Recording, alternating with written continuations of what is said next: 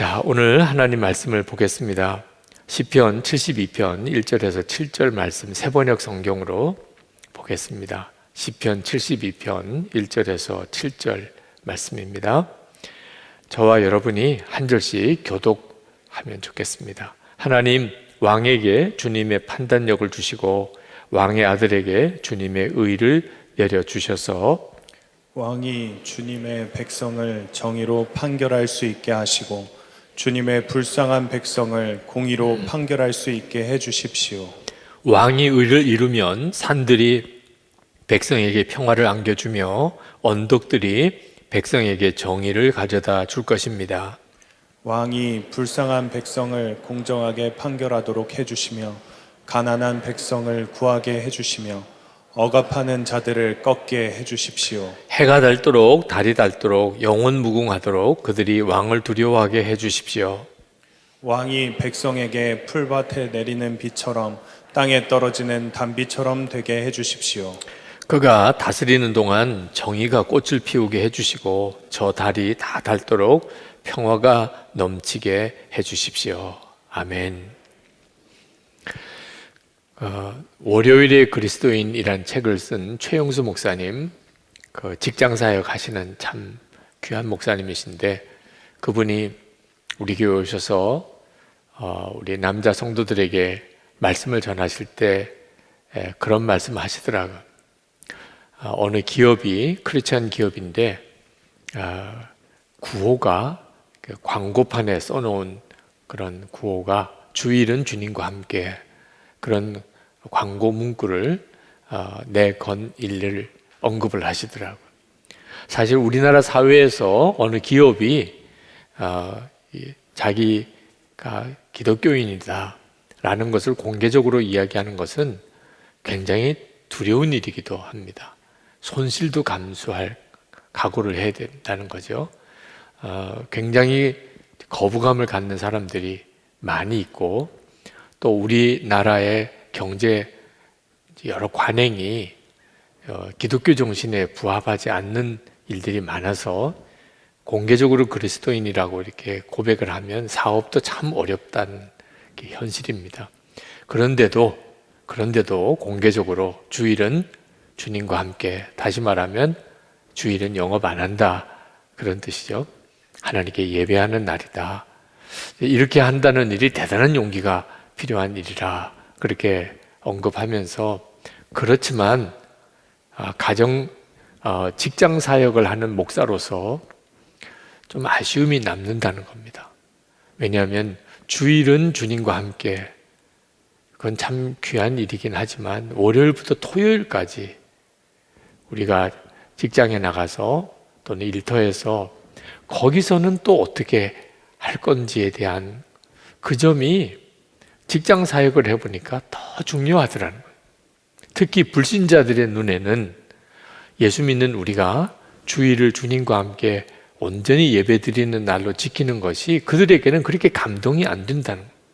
야, 기독교인들 대단하다, 그런 감동이 안 된다는 거예요. 주일을 주님과 함께 지킨다.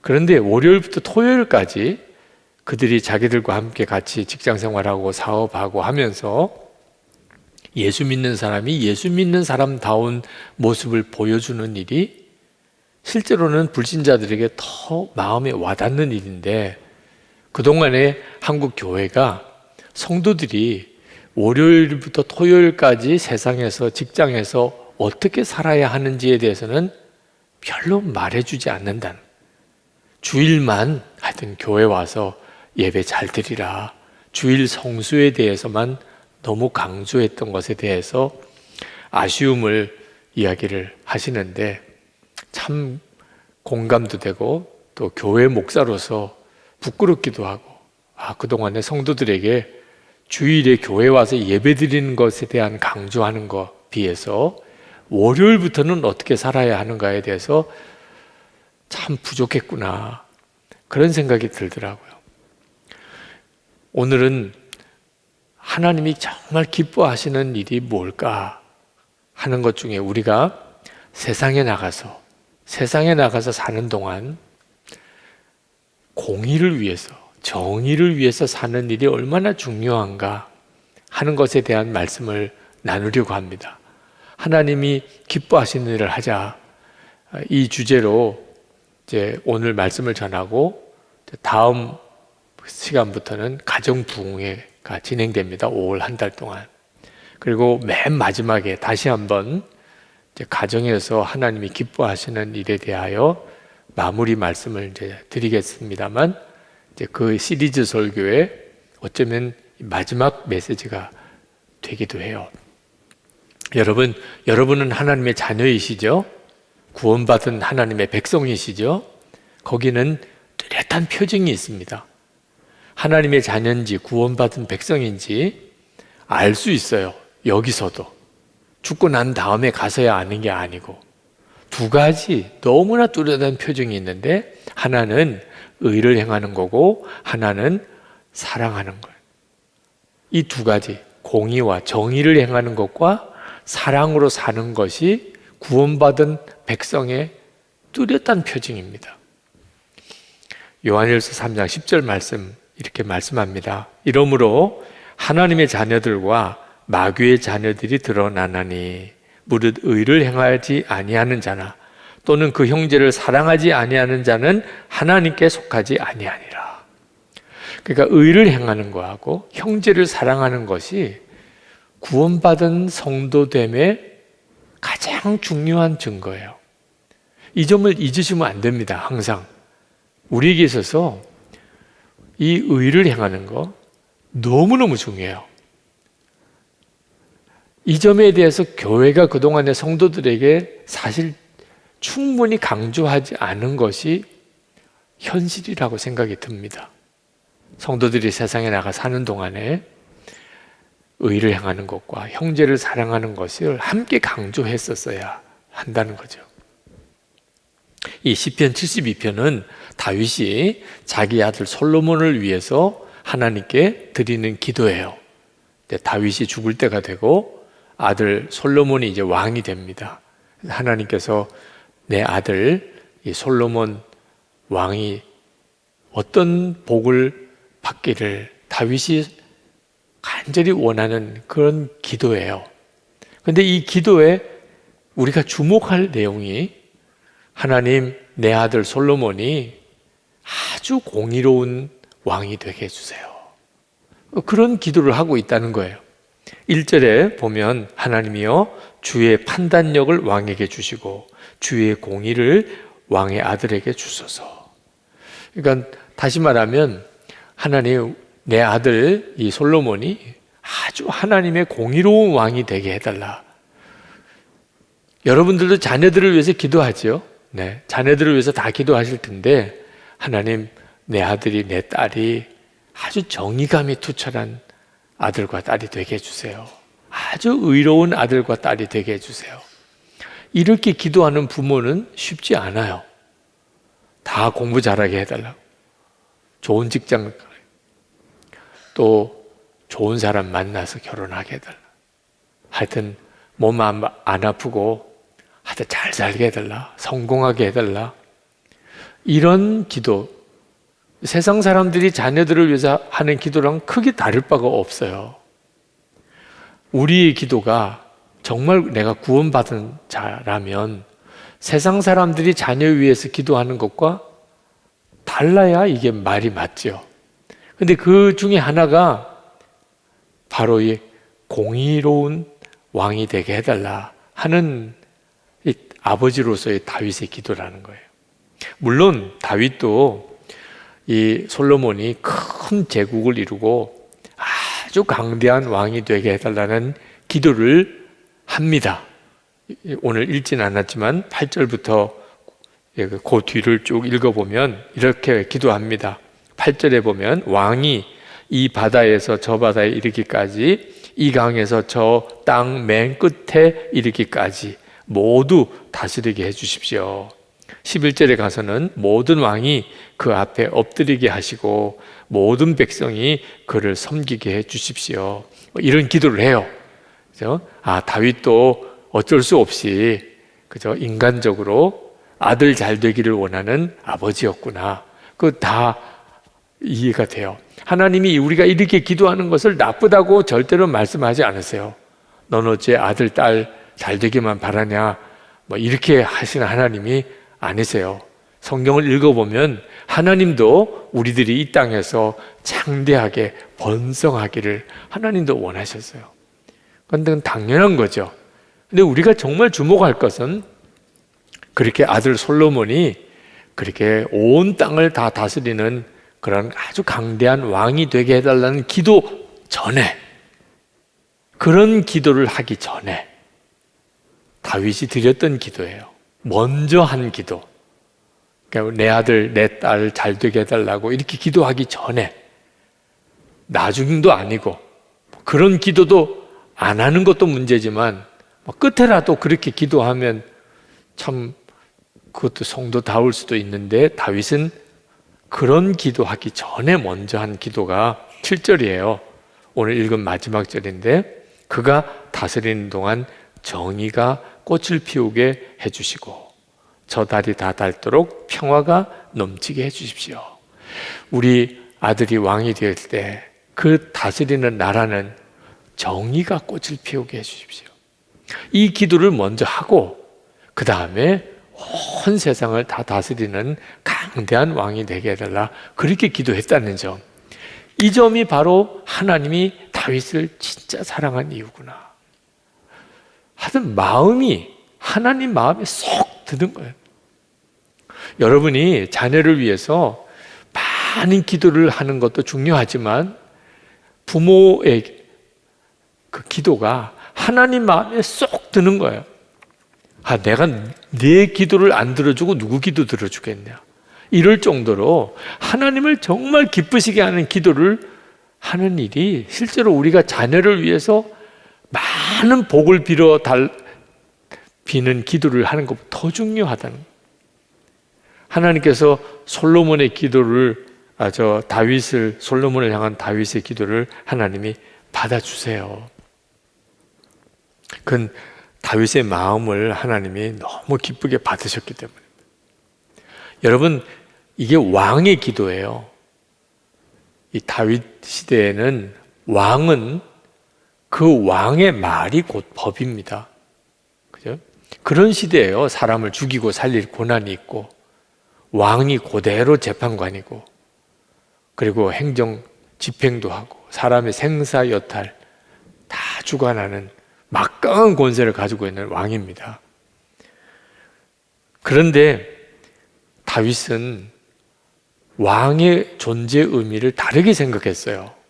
다윗이 이처럼 정의가 꽃을 피우게 해달라, 하나님의 공의를 우리 아들 왕에게 주시라, 이렇게 기도한 이유는 재판을 왕으로서 해보니까 그렇게 어렵더라는 거예요.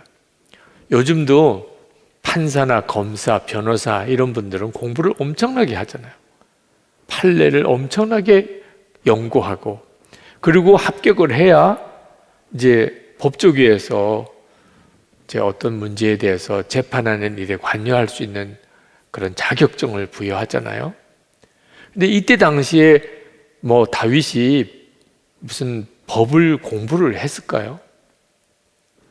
그때 당시에 왕이 지금 판사나 변호사, 검사 그분들처럼 재판 사례를 연구하고 이렇게 했을까요? 그냥 왕이 되는 권력 가지고 재판도 그냥 하는 겁니다. 그러니까 사실 얼마나 불의한 재판이 많았겠나. 왕이 다스리는 나라를 우리가 역사를 쭉 보면 그런 일이 비일비재하게 많았는데, 다윗은 어떻게 생각했냐면, 하나님이 나를 왕으로 세운 것은 가난한 사람, 억울한 사람 없도록 그렇게 나를 왕으로 세우신 거라. 그렇게 다윗은 그렇게 생각을 한 거예요. 그리고 실제로 재판을 해보니까 보통 어려운 일이 아닌 거예요. 도대체 이걸 어떻게 판단해야 될까? 억울한 사람은 생기지 않아야 되는데 오히려 죄인을 풀어주고 억울한 사람을 벌을 주는 이런 일이 생기지 말아야 될 텐데, 그리고 어느 사회나 부유한 사람, 권력이 있는 사람들은 법을 자기 마음대로 해석하고, 돈 없는 사람, 지위가 낮은 사람, 이런 사람들이 억울한 일을 당하는 일이 비일비재해요. 하나님이 나를 왕으로 세우신 것은 그런 억울한 사람이 없도록 하라고 나를 세워준 건데, 하나님의 지혜가 필요하구나. 정말 내가 통치할 때는, 또 우리 아들이 다스릴 때는 이 나라가 정의가 꽃을 피워야 되겠구나. 돈이 많고 적은 걸 떠나서, 지체가 높고 낮은 걸 떠나서, 자유인이냐 종이냐를 떠나서 모든 사람이 다 하나님의 공의로움 아래 그렇게 혜택을 누려야 그게 왕의 책임이지. 그 다윗이 그렇게 생각을 한 거예요. 그래서 아들이 솔로몬이 왕이 되는데, 솔로몬에게 가장 중요한 것은 재판 잘하게 해주세요. 그래서 이 아들이 다스리는 그때 나라가 정의가 꽃을 피우게 해주세요. 다시 말하면 가난하다고 억울하거나, 또는 지위가 낮다고 억울하거나, 또는 이방인이라고 억울하거나, 또는 여자라고 억울하거나, 이런 일이 없게 해달라. 여러분, 하나님께서 기뻤을까요? 답답했을까요? 정말 기뻤죠. 다윗의 그 소원의 기도를 들으신 하나님이 얼마나 기뻤겠어요. 사람은 본성상 사실 이기적이에요. 여러분들이 다 정의를 꽃피우기를 원하시는 마음을 다 가지고 있으세요? 그게 여러분의 소원이세요? 여러분은 가난한 사람, 억울한 사람, 이런 사람에 대해서 정말 마음이 애통하세요? 우리가 우리 스스로에 대해서 좀 정직할 필요가 있는데, 어쩔 수 없이 우리도 이기적이게 되고 자기 중심이더라고요. 조금이라도 좀 억울한 대접을 받으면 우리는 막 소리를 지릅니다. 세상 어떻게 이렇게 불의한 세상이 어딨어? 어떻게 이게 불공평해? 어떻게 이렇게 차별할 수 있어? 자기에게 문제가 생기면 그렇게 정의를 부르짖고 공의를 부르짖어요. 그런데 자기에게 이익이 되면 그런 말이 쑥 들어가요. 조금 편법을 써서라도 내게 도움이 된다면 그렇게 되기를 원하는. 그리고 거기서 그냥 끝 쳐도 좋은데 간증을 또 해요. 하나님이 정말 살아계시는 한가 보다. 특혜를 받고 편법을 통해서 뭐가 잘 된 것이 하나님의 은혜다.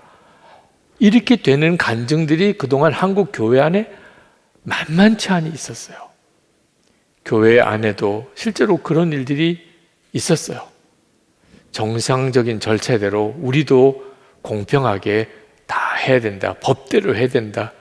이런 원칙이 교회 안에서 쉽게 무너졌어요. 우리가 진짜 정의가 꽃피우기를 원하나? 우리도 다 자기 중심으로 해석하려고 그러고, 자기 잘 되는 것은 다 좋은 일이고, 자기에게 손해되면 그 다음에는 정의예요. 그게 우리 자신인 것을 우리가 솔직히 인정해야 합니다. 그래서 공의를 외치는 사람들이 사실 이중적인 사람일 가능성이 많아요. 공의를 부르짖고 정의를 부르짖고 평등을 부르짖고 이런 사람들이 겉으로는 그렇게 하는데 속으로는 전혀 다른, 자기는 특권을 누리고 자기는 이기적이고 자기는 법을 어기고 자기는 어떻든지 실속을 챙기고 이렇게 되는 경우가 굉장히 많아요. 정치인들 중에 그런 사람들 많고, 그리고 무슨 학자들 중에, 종교인들 중에 그런 사람들이 많아요. 그래서 나중에 실상을 알고 보면 더 충격을 받게 되죠. 물론 그런 사람들이 나쁘다, 그런 뜻으로 드리는 말씀은 아니에요. 우리의 본성이 원래 그렇다는 거예요. 근데 그걸 스스로가 솔직히 인정하지 않고 자기는 이중적으로 챙길 거 다 챙기고 자기는 편법도 다 쓰고 그러면서도 굉장히 의로운 척, 정의로운 척, 공의로운 척, 이건 정말 무서운 일이라는 거죠. 그게 우리들의 실상이에요. 그러니까 우리가 정말 정의가 꽃피우기를 원하는 마음을 갖는 것은 이건 하나님의 은혜로 거듭난 사람만이 할 수 있는 일이에요. 진짜 정의를 귀하게 여기고 그걸 위해 기도하고 그렇게 사는 사람, 영이 거듭나서 하나님의 생명으로 사는, 하나님이 공의이시니까 그 사람만 그렇게 살 수 있는 거예요. 그러니까 오늘 우리가 하나님이 기뻐하시는 일이 뭘까? 여러분 꼭 기억해야 합니다. 하나님은 이 세상이 공의로운 세상이 되는 것을 너무너무 기뻐하세요. 그래서 성도들이 있는 거예요. 하나님의 공의는 이 영적인 분별을 정말 잘해야 합니다. 성령의 역사로만 진정한 공의, 하나님의 정의를 사랑하는 사람이 돼요. 혹시 여러분 중에 성령의 능력이 강하게 나타난다. 어느 목사님에게 그런 능력이 강하게 나타나요. 어느 교회에 그런 능력이 강하게 나타나요. 저기는 정말 하나님이 살아 역사하시는 곳이에요. 그런 이야기를 들을 때 여러분이 한번 또 잘 살펴보시기 바랍니다. 뭘 살펴보냐면 불법을 행하는 일은 없는가? 하나님의 정의, 하나님의 공의도 함께 강조하는가? 정말 깨끗하게, 정의롭게 그렇게 사는가? 만약에 그렇지 않다면 그러면 미혹일 가능성이 많아요. 어느 분 상담을 하는데 그 성도님의 아내가 이단에 이제 속한 교회에 나가요. 아주 열심히 나가요. 이제 부부 사이가 그것 때문에 큰 갈등이 있었어요. 남편은 좀 그 교회에서 나와서 좀 건강한 좀 정통신앙을 가지고 있는 교회에 우리가 나가자. 아니요, 여기가 하나님이 살아계신 역사가 있는 교회니까 나는 거기 갈 거예요. 그렇게 서로 다투다가 그 부인이 저를 찾아오셨어요. 남편의 손에 끌려서 우리 목사님 한번 상담하자. 그래서 저희까지 오신 적이 있어요. 그래서 제가 그 분하고 이야기를 나눴어요. 그 교회가 이런저런 소문이, 안 좋은 소문이 많은 교회인 건 아시느냐? 안 되는 거예요. 그것 때문에 방송도 나오고 뭐 뉴스도 나오고 한 걸 자기도 다 안 돼요.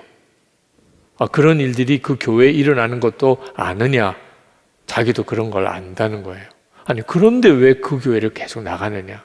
목사님도 모르셔서 그런데 기적이 매주 나타나요. 기적이 매주 나타나요. 정말 병든 자가 고침받고 하나님이 살아계시지 않으면 어떻게 그런 일이 일어날 수 있어요? 소문은 좀 안 좋은 소문도 들리고 자기도 보니까 그런 문제도 좀 있긴 한데 그래도 기적이 일어난, 그러면 하나님이 역사하신 거잖아. 성경을 가지고 불법을 행하는 자들이 아무리 기적을 많이 행해도 하나님이 나를 널 도무지 알지 못한다, 그런 말씀이 있다고. 마지막 때는 악한 영도 죽은 자도 다시 살려내는 그런 기적도 행한다고. 그 말이 들어가질 않는 거예요. 여러분, 능력도 있고 뭐 정말 기적도 있고 성령의 역사에는 반드시 그런 일이 있습니다. 그죠? 그건 사모할 일이에요. 정말 오늘도 주님은 우리에게 기적을 행하실 걸 믿고 나가는 것은 문제 있는 거 아니에요. 오히려 그런 믿음이 없는 게 문제죠. 그런데 분별은 잘해야 돼요. 이게 정말 성령의 역사인지 아니면 미혹인지 뭘 분별해야 되죠? 불법을 허용하는 것은 결정적이에요. 법을 좀 어기는 거, 뭔가 윤리적으로 이거 조금 문제가 있잖아, 막 말투도 너무 거칠고 상소리도 나오고 세상 시정 잡배도 그런 말을 하기가 힘든데 어떻게 저런 말을 하지? 아닌 거예요. 하나님의 성령은 절대로 그렇게 하실 수가 없어요. 이건 하나님의 성령의 역사가 아니에요. 하나님의 공의, 하나님의 정의가 가난한 자, 약한 자, 어려움 당하는 자, 그들 편에 서는 것. 이 일은 성령의 역사로 반드시 같이 나타나야 되는 거예요. 여러분, 하나님의 공의는 절대로 살벌하고 무서운 게 아닙니다. 하나님의 사랑과 하나님의 공의는요, 항상 같이 가요. 성령의 역사는 이 두 가지가 같이 드러나게 되어 있습니다. 사랑도 하나님의 공의도. 하나님의 공의는 있는데, 다시 말하면 우리가 법대로 합시다. 우리가 다 정의롭게 합시다. 그런데 사랑이 없어요.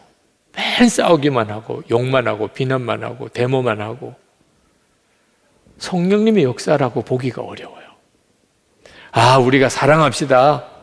우리가 정말 허물이 있는 사람들 다 품어주고 다 사랑만 합시다. 사랑이 정말 절절 끓는 것 같죠. 그런데 거기에는 공의가 또 없어요. 잘못해도 그냥 오케이, 문제가 많아도 그냥 오케이, 바로 잡을 생각을 안 해요. 다 은혜롭게 하자. 사랑이면 되지. 그것도 미혹이에요. 하나님의 역사는, 진정한 성령님의 역사는 둘 다 같이 가야 돼요. 공의도 있고 사랑도 있고. 그런 경우가 있을 수 있을까요? 예수님께서 그것을 친히 예를 들어 한 사건을 통해 보여주셨어요. 가늠한 여인이 끌려와서 돌에 맞아 죽을 뻔했죠. 모세 율법에 의하면 정말 돌에 맞아 죽을 여인이에요. 그때 예수님께서 말합니다. 누구든지 죄 없는 자가 먼저 돌로 치라. 돌로 치라 그런 거예요. 근데 죄 없는 자가 먼저 돌로 치라. 정말 죽을 죄가 있는 여인에게 죽일 수 있는 허락을 한 거죠. 그죠? 공의죠. 공의. 죄에 대하여 얼마나 단호하신지.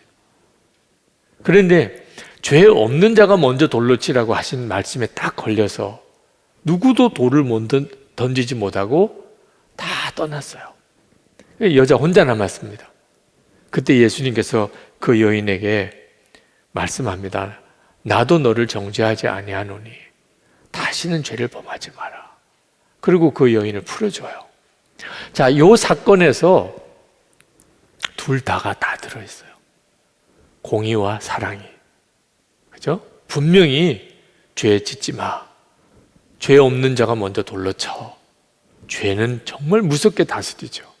그렇지만 예수님의 목적은 그 여인을 죽이려고 함이 아니고 살리려 함이었어요. 이게 성령님의 역사가 일어날 때 가정이든지 교회든지 이렇게 된다는 거예요. 하나님께서 다윗의 기도를 들으시고 솔로몬에게 역사하십니다. 한 번은 솔로몬이 재판을 합니다. 이 창녀 두 여인이 아이를 가졌는데 같은 때에 해산을 했습니다. 그러니까 둘 다 아이를 낳아서 이제 그 출산 뒤에 아이를 젖을 먹이는데 어느 날 아침에 일어나 보니까 한 아이가 죽었어요. 그런데 문제는 서로 자기 살아있는 아이가 자기 아이라는 겁니다. 두 엄마가. 죽은 아이는 상대방 아이고. 요즘 같아서야 그거 검사만 해보면 금방 알 수 있는 노릇이지만 옛날에는 참 난감한 노릇이죠. 목소리 큰 사람이 그냥 이기는, 요즘 교통사고 났을 때 상황이랑 비슷한 상황이 벌어졌는데 그 옛날에 이걸 어떻게 판결을 해줘야 될지. 솔로몬 왕에게 두 여인이 한 아이를 데리고 온 겁니다. 그때 솔로몬이 판결을 내려요. 그러면 서로 싸우지 말고 그 애를 칼로 반쪽 내가지고 공평하게 나눠주라. 명판결이죠. 서로가 자기 아이라고 주장하니 그러면 반 쪼개가지고 서로 반씩 가지고 가. 그렇게 판결을 내렸더니 한쪽 어머니가 펄쩍펄쩍 뛰면서 그러면 제가 포기할 테니 그 아이 죽이지 말고 쪼개지 말고 저 여인에게 주세요. 한쪽 여인은 정말 명판결입니다. 쪼개주세요. 정확하게만 갈라주세요. 솔로몬이 정말 그 아이를 죽이지 말고 살려서 자기랑 싸우게 된 그 여인에게 주라고, 아이는 살려달라고, 그 엄마가 진짜 이 아이의 엄마다, 그런 판결을 내린 일화가 성경에 나오죠. 자, 공의는 공의대로, 사랑은 사랑대로. 이게 하나님께서 역사하시는 증거인 거예요. 여러분, 우리가 실제로 어떻게 하면 이렇게 공의로우면서도 사랑할 수 있을까? 이제 이것이 우리에게 중요한 문제죠. 우리가 하나님의 자녀답게 사는 데 있어서 너무너무 중요해요. 우리가 자기 자신에 대해서는 공의롭고 상대방에 대해서는 사랑의 기준을 정하는 일이 가장 중요한 요점입니다. 이거 뒤바꾸기 시작하면 완전히 세상과 똑같아지는 거예요. 나는 사랑을 적용하고 상대방은 공의를 적용하고, 이게 타락한 인간의 본성이에요. 근데 거듭난 사람은 공의는 내게 적용하고 사랑은 상대방에게 적용하는 거예요. 여러분, 자녀들을 기르시는 부모들 잘 새겨 들으세요. 성경에 자녀를 노엽게 하지 말라, 부모에게 주신 말씀입니다. 근데 자녀들이 부모에 대해서 화가 나 있는 경우가 그때나 지금이나 똑같았던 모양이에요. 여러분, 여러분의 자녀들이 부모에게 화가 많이 나 있습니다. 왜 그러나? 부모가 자기 자신에 대해서는 관용하고 상대방에 대해서는 아주 엄격해요. 그게 아이들이 화가 나는 이유예요. 우리 보고는 싸우지 말라. 자기들은 싸우면서. 그게 자녀들이 보는 눈이에요. 우리는 조금만 형제들끼리 좀 싸우면 막 화를 내고 매를 들고 왜 싸우냐고 그러고, 가만 보면 엄마 아빠는 맨날 싸우면서, 그 애들이 속으로 이건 불공정하잖아, 억울한 거예요. 우리가 싸워서 죄책감이 드는 게 아니고 엄마 아빠는 싸우면서, 그러니까 엄마 아빠가 적용을 자기에게는 우리는 엄마 아빠는 왜 싸워요? 싸울 일이 있으니까 싸우는 거예요. 너무 명쾌하잖아요. 우리가 괜히 싸워요? 싸울 일이 있으니까 싸우는 거죠. 우리는 그렇게 생각하는 겁니다. 엄마 아빠가 괜히 싸우겠니? 싸울 일이 있으니까 싸우지. 애들은 너희들은 어떻게 그렇게 같은 형제인데 그렇게 싸우냐? 이건 말이 안 되는 지금 적용을 하고 있는 거잖아요. 그러니 아이들이 화가 나는 거예요.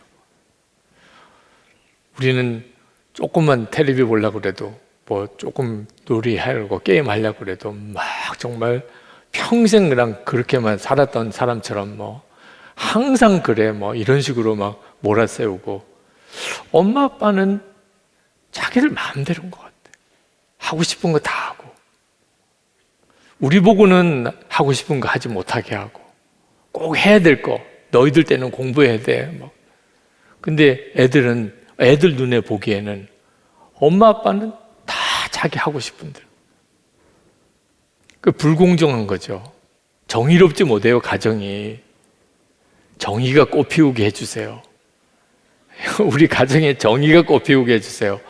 우리 자녀들이 보기에 우리 가정은 정말 공평해. 엄마 아빠부터가 모범이야. 이럴 수 있는 부모가 돼야 한다는 거예요. 교회도 마찬가지예요. 교회도 그 점에 대해서 우리가 정말 깊이 생각해요. 빌리 그리함 목사님에게 이런 일화가 있는 것을 책에서 보았습니다. 어느 교회 갔더니 말씀을 전하고 교인들이 교회 문제를 상담을 해오더래요. 우리 교회에 아주 술을 좋아하는 집사가 있는데 이 집사가 술을 마셔도 됩니까? 그런 사람은 교회에서 출교해야 되지 않습니까? 그게 이제 질문이에요. 그 문제 때문에 교회가 싸움이 생기고. 그래서 빌그레암 목사님이 대답을 했대요. 집사인데 술을 여전히 마시면 당연히 치료해야 될 사람이죠. 그런데 성경을 가만히 보니까 집사가 술을 마신 것보다 더 큰 죄가 있는데 형제를 미워하고 판단한 죄. 그 사람도 출교해야 됩니다. 그래가지고 그만 없는 일로 다 됐다는 거예요. 그러니 우리가 참 어떤 일을 판단할 때 우리도 쉽게 그렇게 가요. 나는 어쩔 수가 없고 나는 다 이해될 일들이고, 그러니까 관용하고 용서하고 사랑하는 거는 내게 적용하고 상대방은 공의를 적용하는 거예요. 이건 구원받은 성도의 가정과 교회가 아니라는 거예요. 예수님이 주인이 아니신 거예요. 예수님이 주인이시면 어떻게 하죠? 엄격하게는 나를 엄격하게 보는 겁니다. 그리고 상대방에 대해서는 끝까지 사랑의 기준을 적용하는 거예요. 형제를 사랑하고, 그리고 나는 하나님의 말씀대로 정말 내가 살았나. 부부 사이에 아내는 순종하고 남편을 사랑하라고 했는데 은혜를 못 받은 사람이 그 말씀을 들으면 그것 때문에 또 싸워요. 당신은 순종했냐? 그럼 그게 사랑이냐? 또 이래가지고 또 성경 말씀 가지고 싸우는 거예요. 아니 목사님, 아내는 순종하라고 그랬는데 제 아내는 계속 나를 지배하려고 가르치려고. 아니 목사님, 남편은 사랑하라고 그랬는데 내 남편은 나를 전혀 사랑하지 않는다. 자기 대사는 잃어버렸어요. 자기 대사는 잃어버리고 남의 대사만. 이게 공의롭지 못한 거죠. 여러분 꼭 기억해야 됩니다. 하나님이 우리의 마음을 살피시는 거예요. 여러분의 마음.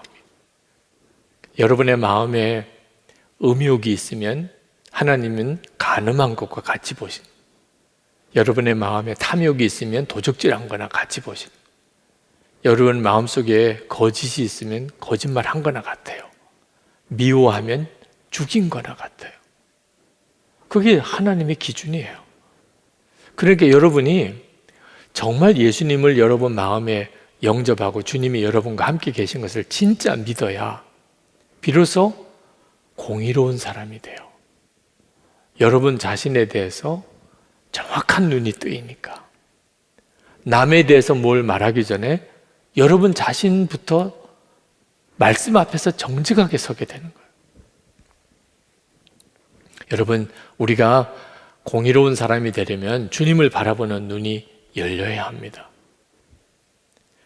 의를 행하는 것은 하나님을 향한 거룩한 두려움이 있다는 뜻이에요.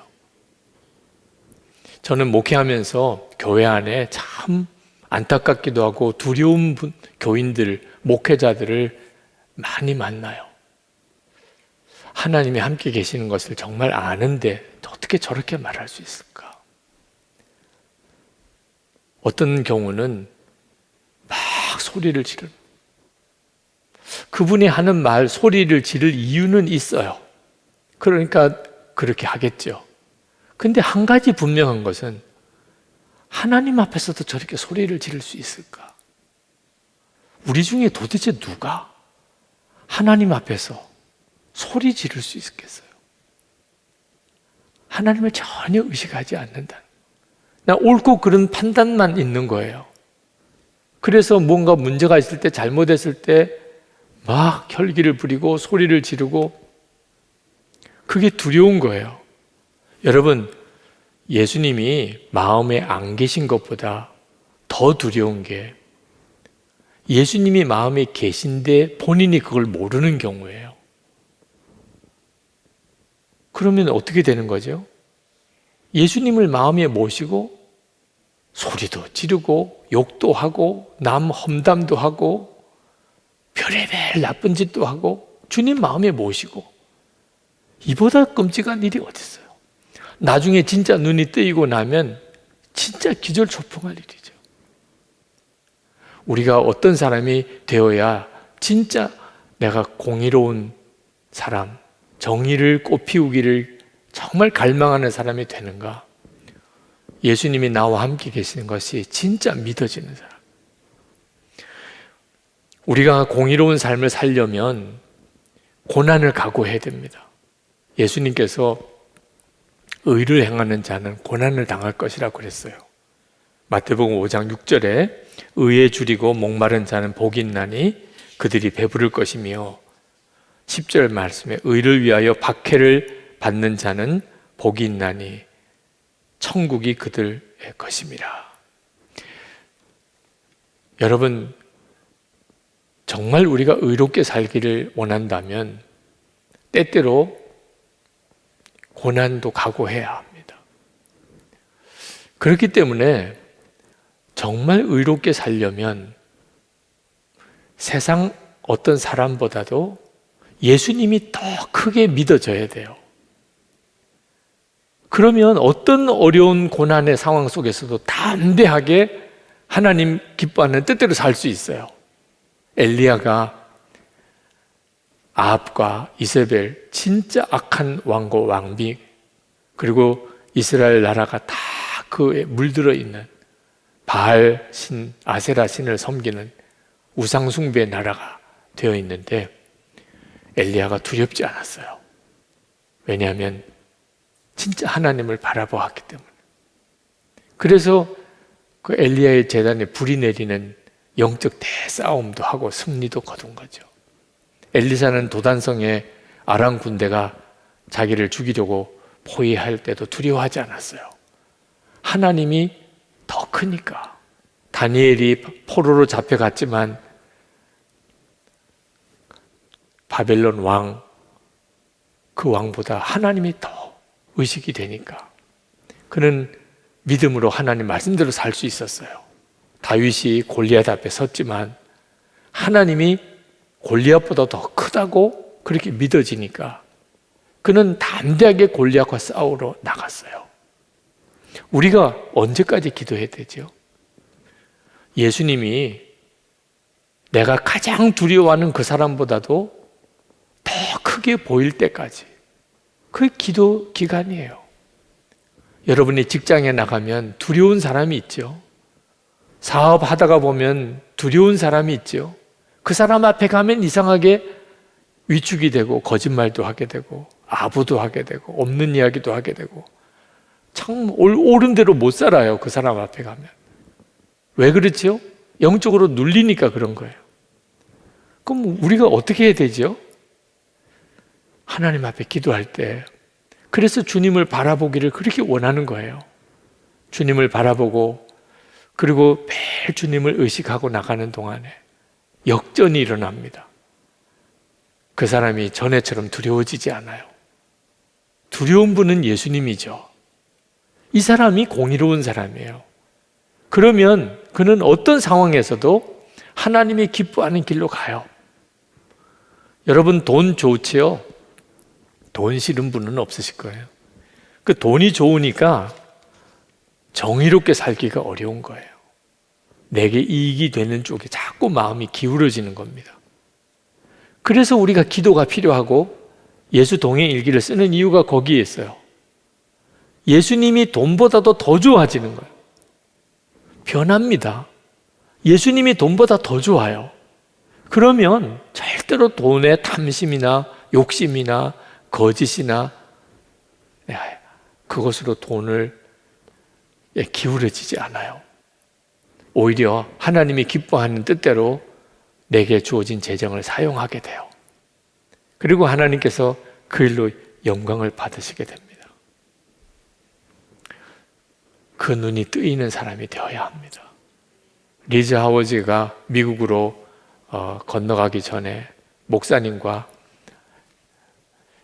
상담을 했는데 목사님께서 그 리즈 하워즈에게 주신 말씀이 히브리서 12장 1절 말씀입니다. 너 미국 가면 여러 가지 많은 죄의 유혹을 받는 일들이 있을 텐데 꼭 기억해라.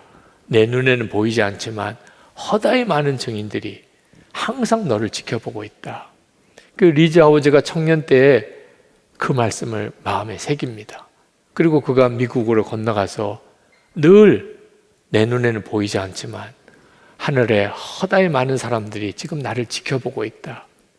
그 생각하면서 그가 살았기 때문에 그는 경건한 삶을 살 수 있었어요.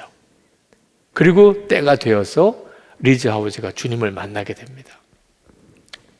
요한 웨슬레도 똑같았어요. 그가 1678년에 영국의 헨리 스쿠걸이 쓴 인간의 영혼 안에 계신 하나님의 생명, 이 책을 읽고 예수님이 자기 안에 계신 것을 알게 됐어요.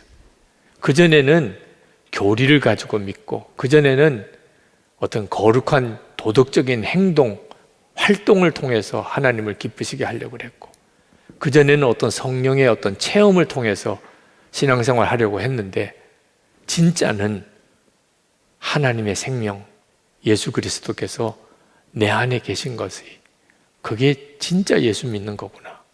그리고 요한 웨슬레의 놀라운 부흥이 일어난 거예요.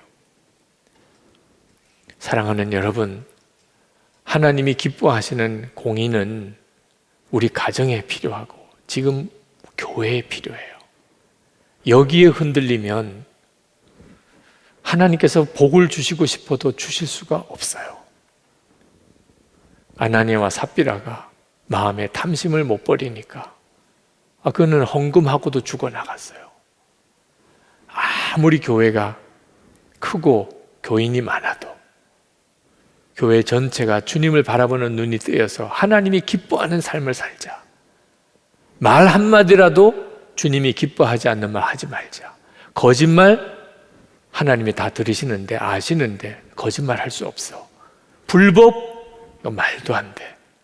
하나님이 거룩하신 하나님이신데 우리가 가정 안에서 또 교회 안에서 내가 사업할 때 하나님 다 보고 계신데 이런 마음을 여러분이 분명히 가지면 힘든 사람, 어려운 사람 편이 되어주고 잘못된 거 바로잡고 하나님이 기뻐하시는 일을 하고 그때 하나님께서 여러분들을 통해서 엄청나고 놀라운 일을 이루세요.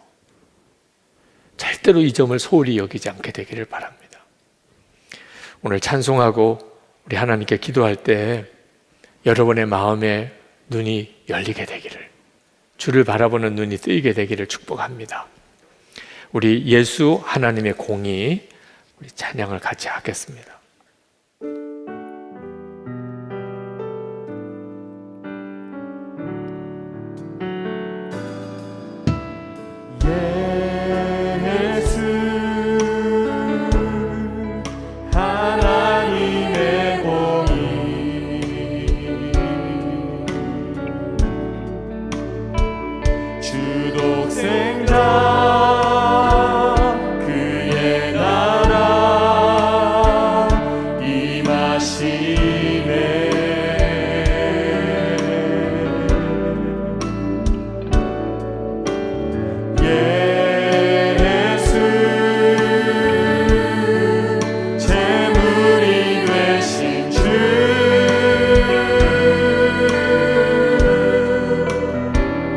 영광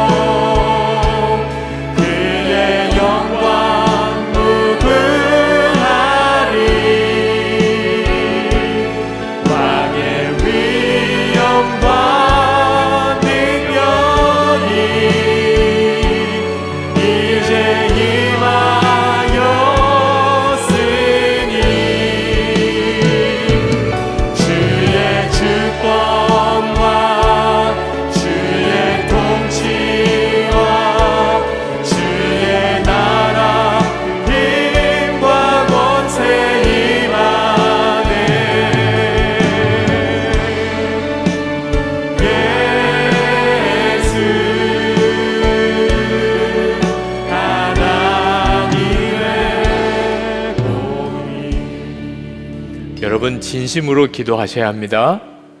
여러분 가정과 또 우리 교회와 또 우리 학교 또 우리 사회 정말 진리가 꽃피우게 해주소서.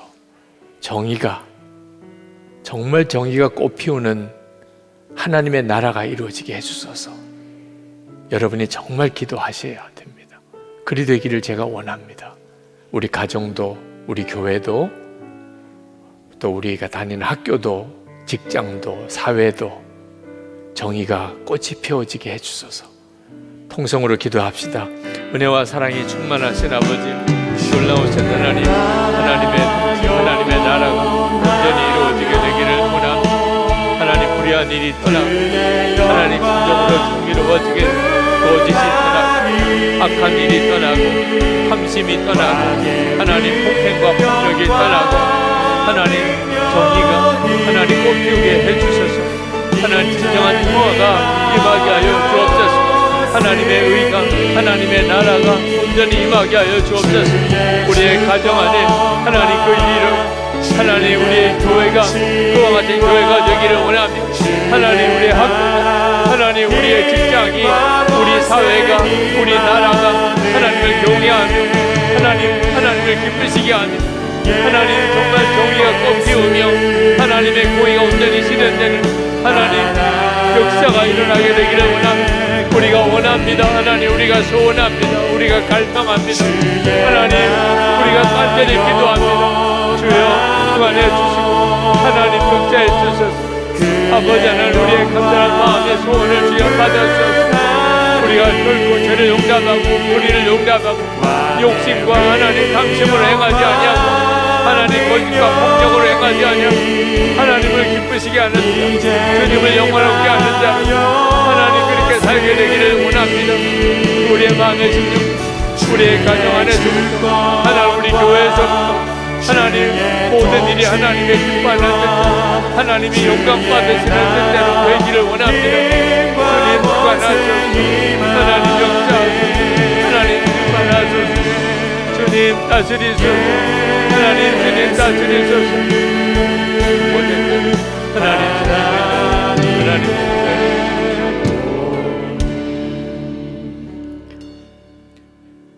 우리 또 한 번 더 진심으로 하나님께 기도합시다. 우리 주변에는 진짜 가난한 사람, 억울한 사람, 슬픈 사람이 많습니다. 그들에게 하나님의 진정한 위로가 임하게 해주소서. 가난하고 억울하고 슬프고 고통당하는 사람, 정말 위로가 필요하고 도움이 필요한 사람, 우리가 그들을 외면하지 않고 하나님의 사랑을 그들에게 흘려보내고 그들의 편이 되어주게 해주소서. 여러분 주변에 가정에서도 직장에서도 교회에서도 항상 약한 사람의 편에 서 주어야 합니다. 어려운 사람의 편에 서 주어야 합니다. 하나님 우리가 그리 하겠습니다. 우리가 편들어 줘야 될 사람의 눈이 뜨이게 해 주옵소서. 우리 주여 부르짖고 기도합시다. 주여! 할렐루야. 놀라우신 하나님 은혜로우신 그러주시고 하나님 함께하소서. 하나님 어려움 당한 이들 하나님 고통당한 이들 낙심한 이들 하나님 슬픔을 당한 이들 하나님 그들을 긍휼히 여겨 주시길 원합니다. 하나님의 기뻐하는 하나님의 특별 위로자 하나님의 은혜로 그렇게 쓰임받게 되기를 원합니다. 아버지 하나님 주의 위로와 하나님의 은혜가 하나님 저희들 통해 흘러가게 되기를 원합니다. 흔들어줘야 될 이 흔들어줘야 될 이 하나님 베풀어줘야 될 사랑 놓치지 않게 되기를 원합니다. 아버지 하나님 감동하는 이들 고통당하는 이들 하나님 슬픔당하는 이들 억울한 이들 하나님 참으로 많습니다. 주님 눈 열어주셔서 도울 힘을 주셔서 우리 아들 외면하지 않게 하소서. 하나님의 은혜의 축으로 쓰임받게 하소서. 하나님 진정한 자녀된 자 하나님 자녀된 권세로 하나님 온전하게 하나님 서게 하여 주셔서. 사모합니다. 하나님 갈망합니다. 하나님 놀라우신 주님의 은혜 하나님 역사를 하나님 위하여 주님 구원해 주시기 원합니다. 역사해 주시기 원합니다.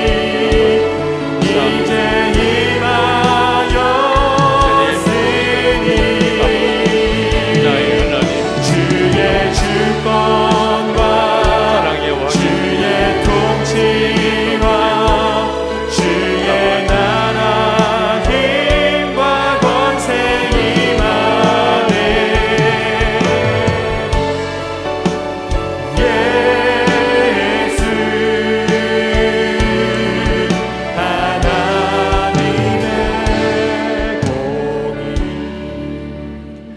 이 시간에 마지막으로 우리 기도할 것은 하나님, 어떤 사람보다도 예수님이 더 크게 믿어지게 하소서. 돈보다도 예수님이 더 크게 믿어지게 하소서. 성공보다도 예수님이 더 좋아지게 하소서. 그래야만 주님 뜻대로 살 수 있습니다. 이 시간에 여러분 기도할 때 그동안 여러분의 앞에 주님보다도, 예수님보다도 더 크게 느껴졌던 사람이 아주 작게 느껴지고, 탐심이, 욕심이 여러분 속에 아주 작게 된, 주님이 더 크게, 주님이 더 분명하게 믿어지는 역사가 오늘 여러분 안에 있게 되기를 축복합니다. 주님이 이끄시는 길이라면 고난의 길도 저는 갈 수 있겠습니다. 주님 한 분이면 충분합니다. 주님만 동행해 주시면 됩니다.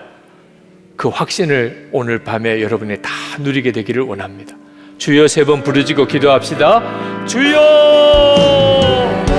주여, 주여. 할렐루야. 놀라웠고 하나님 것이 하나님의 은혜, 하나님의 역사, 하나님 오늘도 기도하는 성도를 충만하게 하여 주시기를 원합니다. 여전히 한 번이면 충분한 믿음을 주시기 원합니다. 주님 뜻이면 하나님 감사합니다. 하나님 주님이 함께 계시면 하나님 힘들 것이 없습니다. 아버지, 주 예수님이면 하나님 어떤 평가보다도 더 큽니다. 주님이시면 하나님 어떤 것보다도 더 만족이 됩니다. 하나님 주 예수님이면 하나님 어떤 보상도 다 받은 것과 같습니다. 아버지 하나님, 그 확신, 그 믿음을 주시기를 원합니다. 오늘도 하나님 주님의 일어난 이들, 흔들리는 이들, 하나님 자꾸만 진행 미끄러지는 이들, 사람의 하나님 앞에 꺾여지는 이들, 아버지 하나님 유혹 앞에 무기력하게 무너지는 이들 하나님 붙들어 주시기를 원합니다. 모든 것보다 더 크신 주님, 하나님 그 어떤 사람보다 더 크신 주님, 하나님보다 더 좋으신 주님, 성공보다 더 하나님 귀한 주님, 하나님 그 눈이 열리게 되기를 원합니다. 진정으로 믿어지게 되기를 원합니다. 놀라운 감격 가운데 거하게 되기 원합니다. 하나님 완전한 답을 얻고 하나님 찬양하며 하나님 감사하며 하나님 정말 염려가 없는 남자으로 일어나게 되기를 원합니다. 오늘도 하나님 주님이 가게 하시는 길, 하나님 주님이 인도하시는 길, 주님이 이끄시는 길, 하나님 그 길로 당대히 가시게 되기를 원합니다. 아버지여 용서해 주시기 원합니다.